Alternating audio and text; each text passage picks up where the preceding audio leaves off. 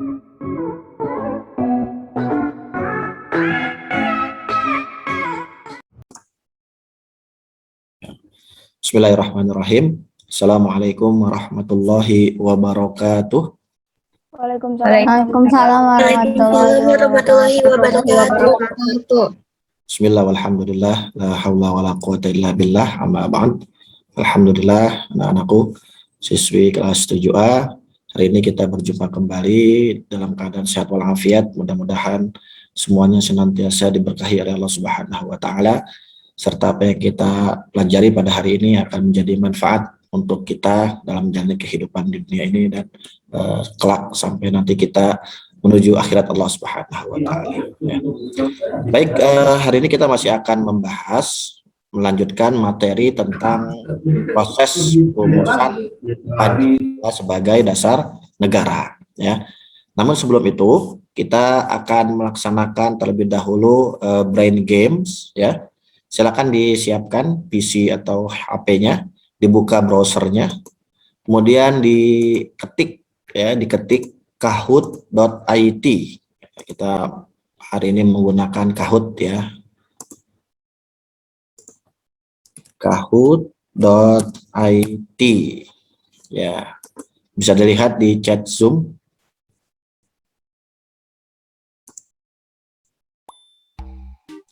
Oke, kemudian PIN-nya adalah 357 3607, ya. 357 3607. Oke, kalau yang sudah bisa masuk silahkan masuk. Ya, oke, Syafa Ray sudah masuk.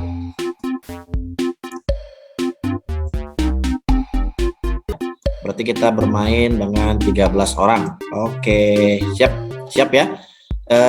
Pertanyaannya mudah, permainannya mudah nih. Hanya cukup menjawab betul atau salah. Nah, itu ya. Oke, kita lihat pertanyaannya. Oke, pertanyaan pertama.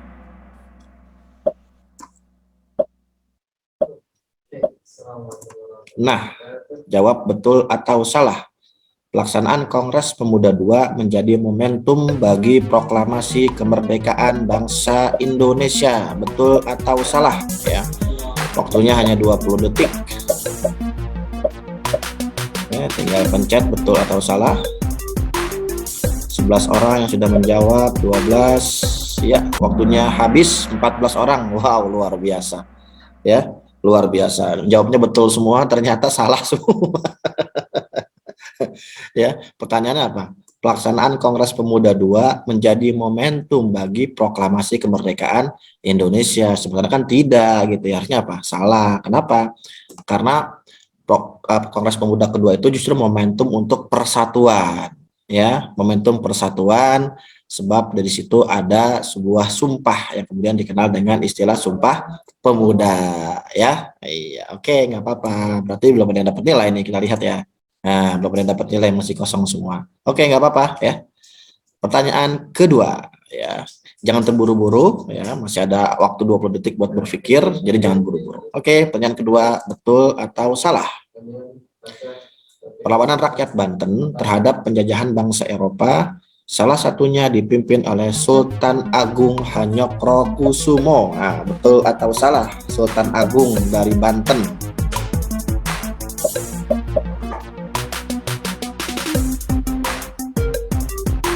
Ya. 5 detik lagi. 3, 2, 1. Iya, habis waktunya. Oke, nah, seimbang nih. Ada 7 dan 6, ya. 7 orang menjawab betul dan 6 orang menjawab salah, tetapi sebetulnya yang 6 orang itu yang betul, ya. Karena Sultan Agung Hanyokrokusumo itu bukan dari kerajaan Banten, tapi dia dari kerajaan Mataram, ya. Kalau dari kerajaan Banten siapa? Najwa, masih ingat gak Najwa? Siapa raja dari kerajaan Banten? Masih ingat Najwa? Nggak ingat. Raihana masih ingat gak? Raja kerajaan Banten. Sultan Maulana Hasanuddin bukan, Pak? Salah satunya betul. Tapi yang paling terkenal itu adalah bapaknya. Sultan Ageng Tirtayasa. Sultan Ageng Tirtayasa, betul sekali, ya, betul ya. Maulana Hasanuddin itu anak dari Sultan Ageng ya. Jadi yang paling terkenal itu memang Sultan Ageng Tirtayasa. Oke, betul sekali, Raihan. Oke, kita lihat skornya ya. Pertanyaan kedua ini berapa? Oke, Ica. Wow, Ica pertama nih disusul oleh Ririn, Fatia, Aira, dan Ray. Oke, kita lanjut pertanyaan ketiga ya. Betul atau salah? Kedatangan bangsa-bangsa Eropa ke Nusantara didorong oleh adanya 3G, Gold, Glory, dan Gospel. Betul atau salah? Oke, 9, 8, 6, 5, 4, 3, 2, 1. Wow, luar biasa. Betul semua menjawab ya. 14 orang betul semua. Oke, kita lihat berapa skornya. Wow, Ica dikudeta oleh Fatia. Fatia pertama 1746 poinnya, Ica kedua, Ririn ketiga, Ray keempat, dan Nadine yang kelima. Oke, lanjut ya, pertanyaan berikutnya. Betul atau salah? Pertanyaan keempat. Penyebab kegagalan perlawanan rakyat Nusantara sebelum abad 20 disebabkan kurangnya persatuan. Nah, betul atau salah?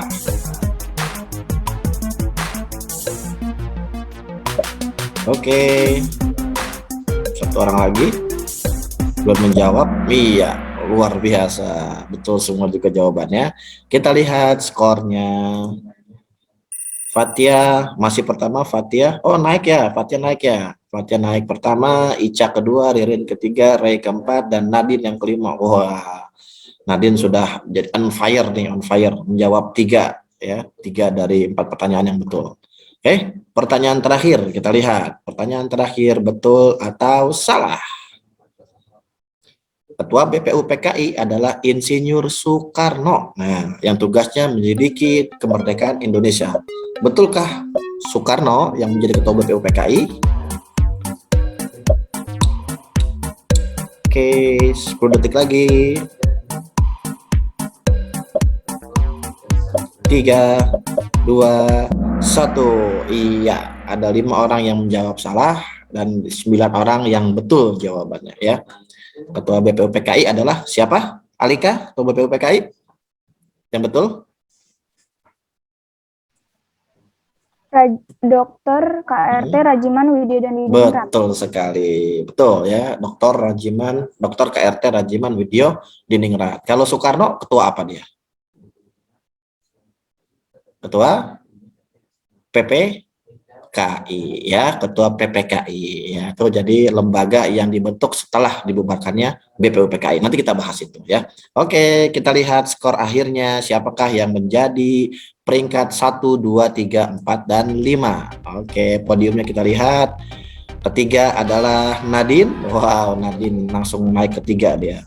Kedua dari Ririn, dan siapa yang pertama? Yang pertama adalah Ray. Wow, luar biasa Ray. Ya, langsung naik dia. Nah, keempat ada Aira dan kelima ada Fatia. Iya. Oke, ya. Ya. Oke. Terima kasih ya. Cukup ya, kita buat pemanasan ya, buat pemanasan dulu biar kita nanti makin bisa memahami masuk ke materi kita ya. Baik, oke. Gendis, wifi-nya lagi nge-lag. Oke, siap, nggak apa-apa ya.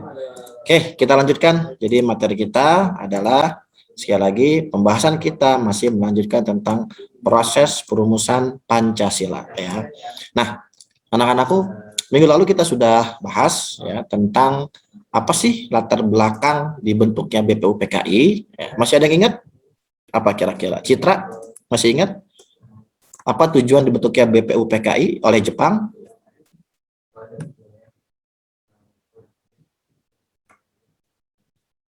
Ririn? Lupa, Pak. Lupa. Namira? Masih ingat Namira? Dibentuk oleh Jepang untuk apa? Data deh. Apa? Jadi dibentuk Sistem pemerintahan ya Pak, negara Indonesia. Ya, tugasnya adalah untuk menyelidiki dan mempersiapkan gitu ya. Tapi tujuannya apa? Tujuannya kan adalah agar upaya Jepang itu untuk menarik simpati rakyat Indonesia agar Iya. mau membantu Jepang dalam perang Asia Raya. Kan itu tujuannya ya. Karena mereka katanya mau memberikan kemerdekaan kepada bangsa Indonesia. Oke. Nah, setelah BPPKI dibentuk gitu ya, kemudian mereka dilantik dan diresmikan oleh Kaisar Jepang pada tanggal 20 berapa kemarin? Tanggal 25 April ya, 25 April 1945. Nah, akhirnya BPPKI mengadakan sidang. Nah, tercatat mereka 2 kali mengadakan sidang ya. Yang pertama sidang itu dilaksanakan pada tanggal 29 Mei sampai dengan 1 Juni 1945 dengan agendanya adalah membahas tentang dasar negara ya. Sementara sidang kedua dilaksanakan pada tanggal 10 sampai dengan 17 Juli 1945 dengan agendanya adalah membahas tentang rancangan undang-undang dasar ya. Jadi beda agenda. Kalau sidang pertama membahas tentang rancangan dasar negara, pada sidang kedua membahas tentang rancangan undang-undang dasar ya. Nah, kita fokus pada pembahasan sidang pertama ya. Sidang pertama ini kan dilaksanakan pada tanggal 29 Mei sampai 1 Juni 1945. Yang agendanya adalah membahas tentang dasar negara. Nah, dalam sidang tersebut ada 3 tokoh ya, 3 tokoh yang menyampaikan rumusan dasar negara ya. Yang pertama adalah Muhammad Yamin pada tanggal 29 Mei. Nah, dalam rumusannya secara lisan, Muhammad Yamin menyampaikan usulan tentang dasar negara sebagai berikut. Ya, yang pertama adalah peri kebangsaan, yang kedua peri kemanusiaan, yang ketiga peri ketuhanan, yang keempat adalah peri kerakyatan, dan yang kelima adalah kesejahteraan rakyat. Nah, ini usulan yang disampaikan oleh Muhammad Yamin secara lisan. Nah, esok harinya pada tanggal 30 Mei, Muhammad Yamin kembali melengkapi usulannya. Kalau pada tanggal 29 Mei secara lisan, maka pada tanggal 30 Mei Muhammad Yamin menyampaikan secara tertulis ya. Nah, secara tertulis rumusan Muhammad Yamin ternyata itu mirip sekali dengan Pancasila yang ada saat ini, yang sudah diresmikan oleh PPKI. Apa saja isinya? Nah, sebenarnya isi detailnya kalian bisa lihat ya di buku yang Bapak buat tuh, yang warna biru ya, yang terbitan SMPTN Nurul Rahman. Di halaman 6 itu tercantum ya bahwa usulan Muhammad Yamin, nah itu Citra betul. Bisa dilihat Citra halaman 6 Citra. Coba Citra dibaca halaman 6 yang poin pertama tuh. Alinea paling atas coba. Usulan tertulis Muhammad Yamin adalah sebagai berikut. Coba apa saja Citra? Yang mana, Pak? Yang halaman 6 paling atas paragraf pertama. Yang Muhammad Yamin adalah sebagai berikut. Iya, betul. Usulan Muhammad Yamin sebagai berikut. Yang tertulis apa saja usulannya? 1. Ketuhanan yang Maha Esa. 2. Kebangsaan Persatuan Indonesia. 3. Rasa kemanusiaan yang adil dan beradab. 4. Kerakyatan yang dipimpin oleh hikmat kebijaksanaan dan permusyawaratan atau perwakilan. 5. Keadilan sosial bagi seluruh rakyat Indonesia. Iya, betul sekali. Itu rumusan yang disampaikan secara tertulis oleh Muhammad Yamin. Nah, Citra, rumusan tersebut sama nggak dengan Pancasila yang sekarang? Coba diperhatikan secara seksama. Sila kedua dan ketiganya persis samakah atau ada beda? Agak beda. Agak beda, betul agak beda ya. Nah, bedanya di mana? Bedanya kalau pada rumusan Muhammad Yamin, sila kedua itu adalah persatuan Indonesia ya. Sementara sila ketiganya adalah kemanusiaan yang adil dan beradab gitu ya. Sementara kalau Pancasila yang diresmikan oleh PPKI, sila keduanya apa? Kemanusiaan yang adil dan beradab, sila ketiganya baru persatuan Indonesia. Gitu ya. Nah, itu jadi rumusan Muhammad Yamin sebenarnya mirip sekali dengan Pancasila yang ada sekarang ya, hanya beda penempatan posisi saja. Oke. Nah, hari berikutnya pada tanggal 31 Mei tahun 1945, tokoh yang kedua yang menyampaikan usulan rumusan dasar negara. Siapa? Profesor Dr. Mr. Supomo ya. Dalam pidatonya Supomo mengusulkan adanya 5 asas untuk dasar negara Indonesia. Apa saja? Yang pertama adalah persatuan. Ya, kemudian kekeluargaan, keseimbangan lahir batin, musyawarah dan keadilan rakyat. Ya, Nah, baru hari berikutnya, hari terakhir pada tanggal 1 Juni 1945, Bung Karno atau Insinyur Soekarno menyampaikan rumusannya, yang kemudian rumusan tersebut dinamakan dengan istilah Pancasila atas saran dari seorang ahli bahasa, ya. Apa isi dari rumusan Pancasila versi Bung Karno? Rumusannya itu yang pertama adalah internasionalisme. Yang kedua, peri kemanusiaan. Yang ketiga, mufakat atau demokrasi. Yang keempat ada kesejahteraan sosial. Dan yang kelima adalah ketuhanan yang maha esa. Ya. Nah, jadi sebenarnya tiga tokoh ini menyampaikan rumusan dasar negara dengan versi yang berbeda-beda. Ya, versinya beda-beda, urutannya beda-beda, tetapi sebenarnya kalau kita lihat secara seksama, intinya sama gitu ya. Nilai-nilainya sama, nilai-nilai ketuhanan, gitu ya, nilai kemanusiaan, nilai kebangsaan, nilai kerakyatan, juga nilai keadilan gitu. Hanya memang kan penempatannya yang berbeda. Nah, karena adanya perbedaan-perbedaan inilah ya, akhirnya tidak tercapai kesepakatan saat itu isi dari dasar negara tersebut. Tapi yang mereka sepakati adalah namanya. Ya, jadi secara penamaan sepakat nih bahwa nama untuk dasar negara kita adalah Pancasila gitu. Cuma isinya, nah itu yang belum disepakati, gitu ya. Jadi karena isinya belum disepakati, maka BPUPKI kemudian membentuk sebuah panitia kecil, ya, panitia kecil yang beranggotakan 8 orang, ya, 8 orang di bawah pimpinan Insinyur Soekarno, ya. Siapa saja anggota dari panitia 8, ya? Anggotanya adalah Soekarno sendiri sebagai ketua, kemudian ada Ki Bagus Hadikusumo, Kiai Haji Wahid Hashim, Mr. Muhammad Yamin, Sutarjo Karto Hadikusumo, ada Amaramis, ada Oto Iskandar Dinata, dan ada Dr. Andes Muhammad Hatta. Ya. Apa tugas dari panitia kecil ini atau panitia 8? Nah, tugas mereka adalah mengumpulkan, ya, mengumpulkan dan memeriksa usul-usul dari anggota-anggota BPKI terkait dengan persiapan Indonesia merdeka. Dan nanti hasil keputusan tersebut akan dilaporkan pada sidang awal kedua BPUPKI gitu. Jadi panitia kecil ini tugasnya adalah mengumpulkan usulan nih, usulan dari semua anggota BPUPKI diusulkan, dirumuskan semuanya, ya. Macam-macam, ada tentang ekonomi, tentang politik, tentang sosial, tentang dasar, tentang undang-undang dasar dan sebagainya. Jadi usulan tersebut semua dikumpulkan dan baru disampaikan nanti pada sidang kedua BPUPKI, ya. Nah, proses untuk menuju sidang BPUPKI kedua kan tuh lumayan lama ya, waktunya 1 bulan lebih, dari tanggal 2 Juni sampai dengan tanggal 9 Juli, sebab sidang BPUPKI kedua dilaksanakan tanggal 10 Juli. Nah, dari tanggal 2 Juni sampai 9 Juli ini merupakan masa reses ya bagi anggota PPKI atau anggota BPUPKI. Jadi masa reses itu adalah masa di luar sidang ya. Nah, masa di luar sidang ini, pada saat reses ini panitia 8 tadi, panitia kecil tadi kemudian mengadakan rapat lagi nih dengan anggota BPUPKI yang lain. Nah, dari pertemuan tersebut disepakati bahwa mereka akan membentuk lagi sebuah panitia kecil, ya, sebuah panitia kecil yang jumlahnya adalah 9 orang. Nah, panitia 9 inilah yang kemudian kita kenal, ya, kita kenal sampai saat ini karena mereka berhasil merumuskan pembukaan UUD 1945 yang saat itu namanya adalah Piagam Jakarta, ya. Itu ya. Itu kan kita kenal seperti itu. Siapa saja mereka anggota-anggota panitia 9? Ya, ada Soekarno, ya, ada Muhammad Hatta, ada Ahmad Subarjo, kemudian ada Abdul Kahar Muzakir, ada Abi Kusno, ada Kiai Haji Wahid Hashim, ada Muhammad Yamin, ada Amar Ramis, dan Haji Agus Salim, ya. Ini adalah 9 tokoh bangsa yang mereka dengan rasa semangat nasionalisme yang tinggi, rasa cinta tanah air gitu ya, mereka mau meluangkan pikiran, waktu, dan tenaga untuk melakukan pembahasan terkait dengan dasar negara.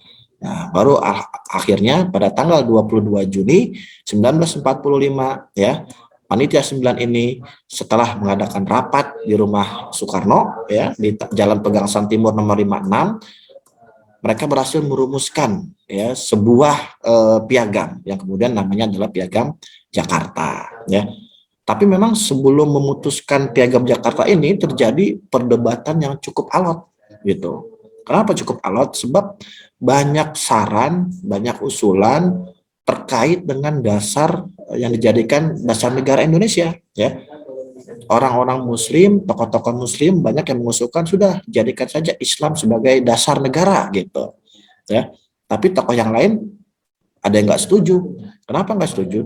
Sebab Indonesia ini beragam, beragam suku bangsa, ya, beragam budaya, beragam agama gitu.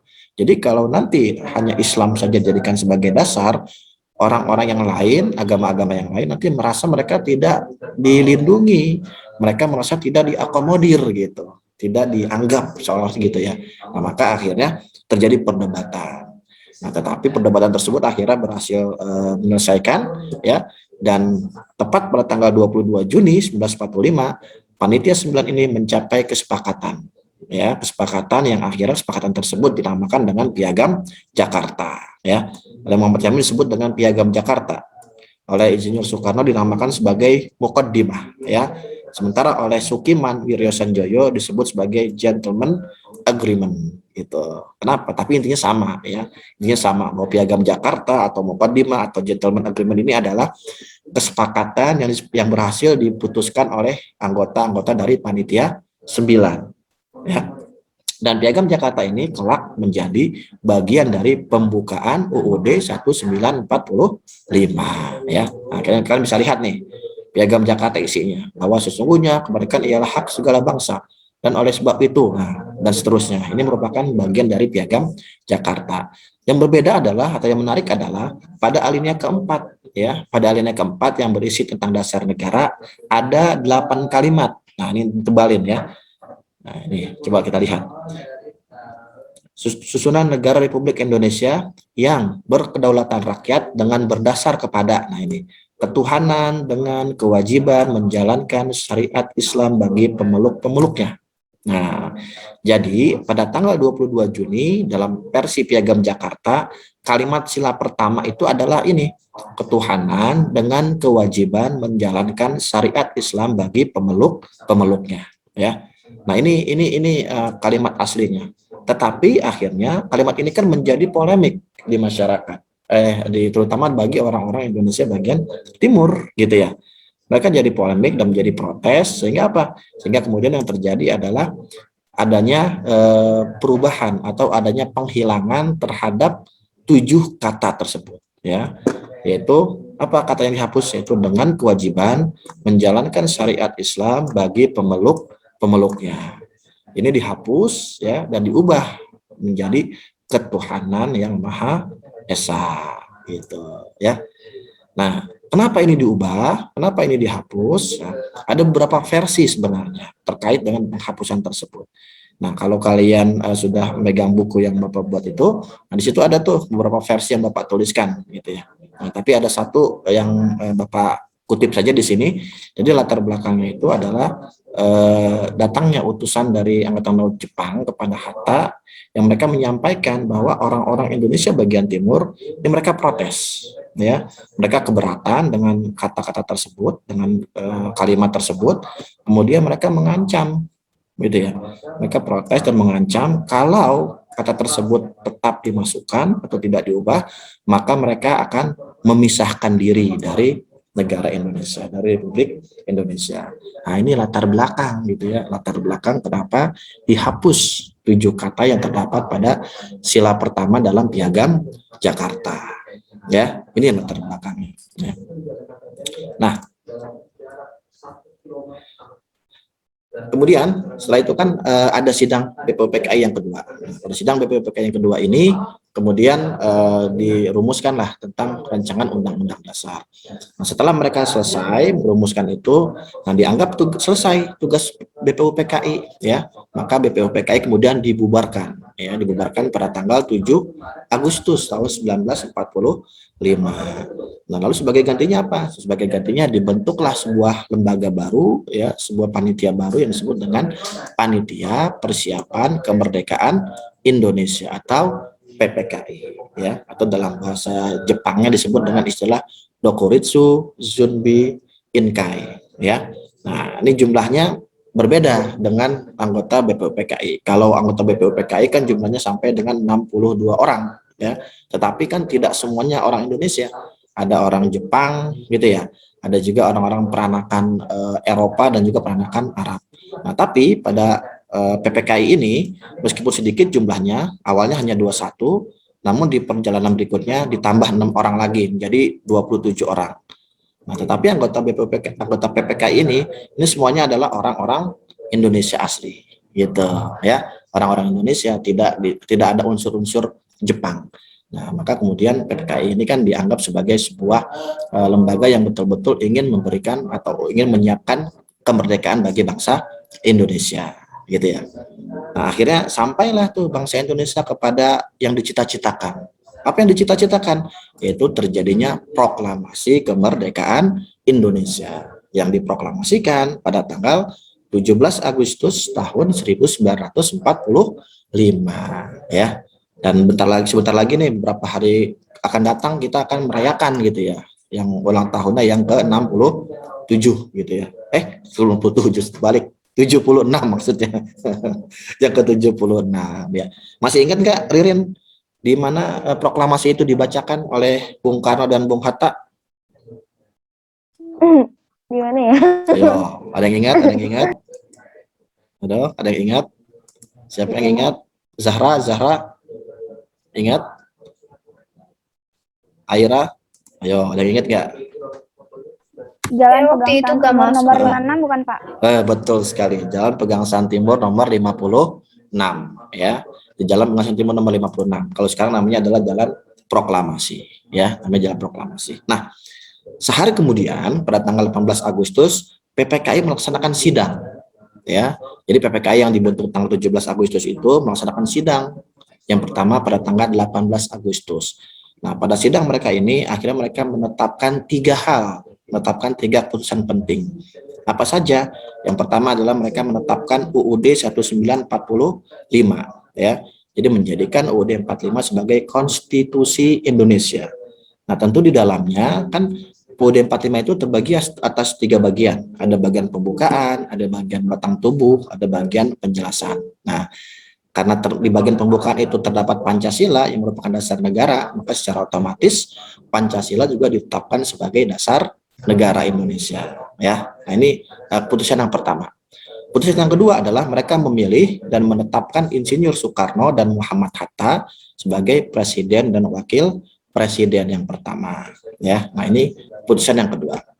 Yang ketiga, mereka membentuk ya sebuah komite yang disebut dengan Komite Nasional Indonesia Pusat ya, atau KNIP, Komite Nasional Indonesia Pusat, yang tugasnya apa? Tugasnya adalah untuk membantu tugas presiden gitu. Sebab kan saat itu kan baru dipilih hanya presiden saja, belum dipilih menteri-menteri gitu ya, belum ada menteri-menterinya. Jadi karena memang baru merdeka, sehingga yang ditugaskan untuk membantu presiden adalah KNIP, Komite Nasional Indonesia Pusat gitu ya. Nah, lalu apa sih antara hubungan antara Pancasila dengan proklamasi kemerdekaan? Nah, coba kita lihat ya. Ada yang ingat apa isi dari proklamasi? Coba. Nesya, ingat isi proklamasi? Yo, masih ingat nggak? Proklamasi. Isinya apa coba? Hanya dua alinea tuh, dua lupa. Ardina? Ayo, ingat? Lupa juga. Raihana, masih ingat isi proklamasi? Kami. Apa ya? Terus Kami apa? Kami putra putri. Bukan, itu masih pemuda. Itu pemuda, betul. Jadi apa? Kami? Indonesia. Hah? Kami bangsa Indonesia dengan ini dan apa ya? Menyatakan kemerdekaan Indonesia. Betul sekali. Nah, itu alinea pertamanya ya. Poin pertama dari proklamasi adalah pernyataan tentang kemerdekaan Indonesia. Ya, ini poin pertama. Poin keduanya apa coba? Lanjut. Terus, ayo. Ingat ya? Itu ya hal-hal yang betul. Hal-hal yang mengenai pemindahan kekuasaan, apa ya, kekuasaan dan apa ya, dulu pernah bacain lain-lain. Dulu pernah ya. Wah, nanti juga nih ada lomba juga nih proklamasi, nggak tahu ya, ada lomba baca proklamasi atau enggak ya? Nggak ada kayaknya. Oh, nggak ada ya? Oh, nggak ada ya. Ayo yang kedua apa coba? Hal-hal yang mengenai pemindahan kekuasaan dan lain-lain diselenggarakan dengan cara seksama dan dalam tempo yang sesingkat-singkatnya. Betul sekali. Jadi pernyataan yang kedua ini adalah tentang bagaimana pemindahan kekuasaan tersebut dilaksanakan. Ya, jadi kalau tadi bagian pertama adalah tentang pernyataan kemerdekaan Indonesia, ya, bagian kedua adalah tentang bagaimana Indonesia melakukan pemindahan kekuasaan, ya, sebab kita tahu ketika itu kan Indonesia sebelum diproklamasikan dikuasai oleh Jepang gitu kan ya, tahun 42 sampai tahun 45. Nah, setelah Jepang kalah, ini kan kosong kekuasaan di Indonesia. Nah, maka bangsa Indonesia ya diwakili oleh Bung Karno dan Bung Hatta dengan proklamasinya ini kemudian melakukan hal yang diperlukan terkait dengan pemindahan kekuasaan tersebut. Pemindahan kekuasaannya apa? Yaitu dengan cara membentuk sebuah lembaga yang bisa mengatur negara gitu. Maka ditetapkanlah presiden dan wakil presiden. Nah, ini kan isi dari proklamasi gitu ya. Nah, lalu apa sih kaitan atau hubungan antara Pancasila yang terdapat pada pembukaan UUD 45 dengan proklamasi kemerdekaan? Nah, tentunya ini merupakan hubungan yang sangat erat. Eratnya seperti apa? Nah, kita lihat. Jadi pembukaan UUD 45 ya termasuk Pancasila ini kan merupakan bagian penjelasan detail ya, penjelasan detail dari proklamasi.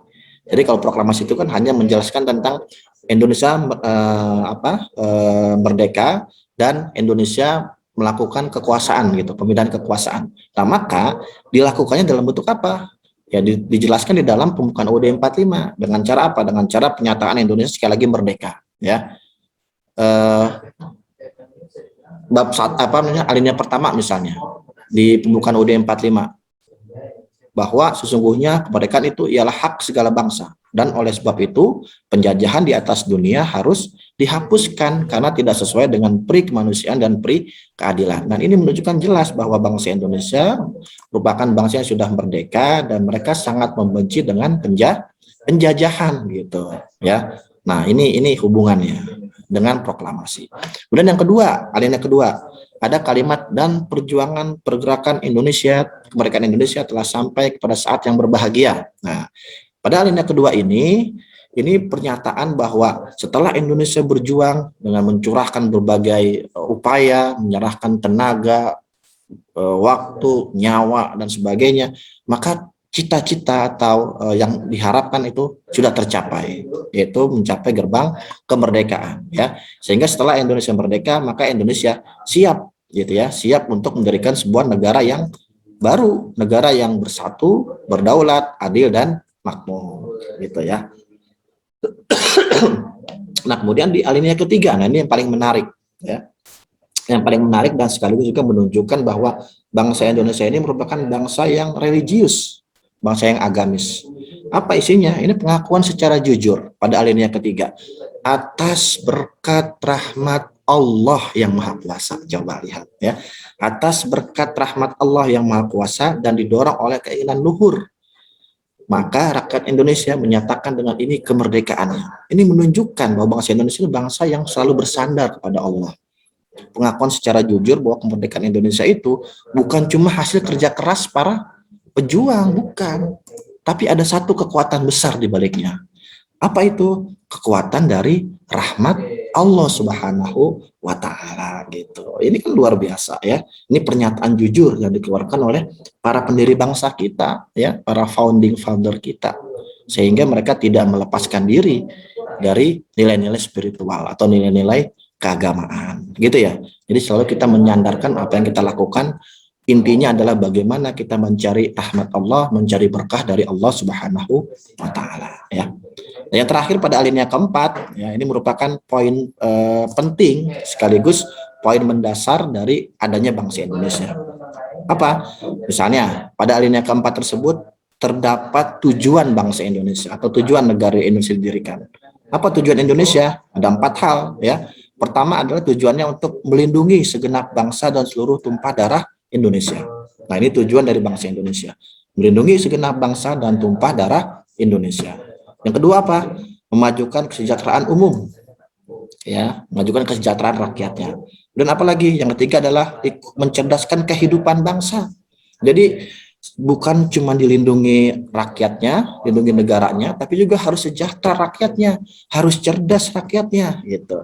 Nah, ini kan 3 hal ini tujuannya adalah tujuan Indonesia ke dalam, ya, tujuan Indonesia ke dalam, ya, tujuan Indonesia ke dalam.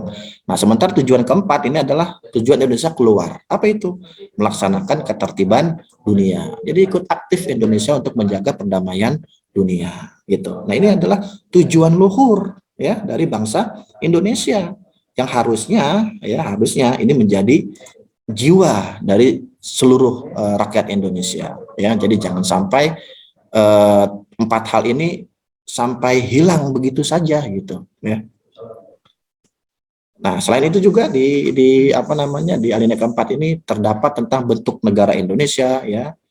Kemudian juga yang paling penting adalah ketentuan adanya dasar negara, yaitu Pancasila, ya. Itu kan terdapat pada alinea keempat UUD 1945 yang kita tahu tadi ada 7 kata yang dihapus, ya, ketika dalam bentuk Piagam Jakarta, gitu, ya. Nah, sampai di sini ada yang ingin ditanyakan, ya, Bapak persilakan. Nanti materinya ada di e-learning. Ya, betul sekali, Citra. Materinya ada di e-learning, sudah Bapak upload, juga videonya sudah Bapak upload. Jadi silakan nanti dibuka, gitu ya. Dan juga nah itu dia, Bapak juga mau sampaikan nih sama Namira dan teman-teman. Jadi sekalian nanti kalian buka e-learning, dicek juga di bagian tugasnya, ya. Ada tugas, nggak banyak kok soalnya, hanya 3 soal saja, ya. Hanya 3 soal, silakan kalian isi, kalian jawab, ditulis di buku tulis jawabannya, ya. Nggak boleh buat nggak boleh diketik, Pak. gitu. Ya, nggak, ditulis di buku tulis saja. Bapak pengen lihat tulisan kalian, gitu kan. Tulisan asli kalian. Kemudian nanti difoto. Ya, kalau udah difoto nanti boleh di-convert ke PDF biar lebih gampang, atau disimpan di Word, gitu ya. Baru di-upload ke e-learning, gitu. Oke? Bisa dipahami semuanya? Bisa, Pak. Ya, bisa. Oke. Ini nggak ada? Sudah jelas ya? Oke, nanti biar lebih jelas tadi Bapak sampaikan, silakan nanti dicek e-learningnya masing-masing, ya. Silakan di-download materinya, baik materi PDF-nya maupun videonya untuk didengarkan dan disimak kembali, ya. Oke, ini saja yang dapat Bapak sampaikan. Sekali lagi Bapak ucapkan terima kasih atas kehadirannya. Mudah-mudahan bermanfaat. Sama-sama kita tutup dengan mengucap hamdalah. Alhamdulillahirabbil alamin. Kita akhiri dengan doa kafaratul majlis. Subhanakallahumma wa bihamdika asyhadu an la ilaha illa anta astaghfiruka wa atubu ilaik. Terima kasih sekali lagi. Assalamualaikum warahmatullahi wabarakatuh. Waalaikumsalam warahmatullahi wabarakatuh. Terima kasih, Bapak. Terima kasih.